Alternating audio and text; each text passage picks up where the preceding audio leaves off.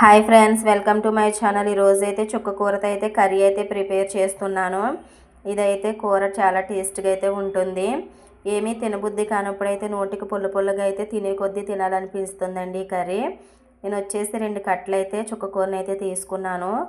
అలాగే టమోటాలు, ఆనియన్స్, పచ్చిమిర్చిని కూడా కట్ చేసి అయితే పక్కన పెట్టుకుని పోపు దినుసులు, వెల్లుల్లిపాయలు, జీలకర్ర, ఎండుమిర్చి, కరివేపాకుని అయితే వేసి ఫ్రై చేసుకున్న తర్వాత ఇప్పుడు కట్ చేసి పెట్టుకున్న ఆనియన్స్, టమోటాలు, పచ్చిమిర్చిని అయితే వేసి అయితే బాగా ఫ్రై చేసుకున్నాను. దీనిలోనే కొంచెం సాల్ట్, పసుపు అయితే వేసి అయితే బాగా మగ్గించుకోవాలి. ఇలా మగ్గిన తర్వాత మనం కట్ చేసి వాష్ చేసి పక్కన పెట్టుకున్న చుక్క కూరని అయితే దీనిలో పైన అయితే పెట్టేసుకుంటే బాగా మగ్గిపోతుంది.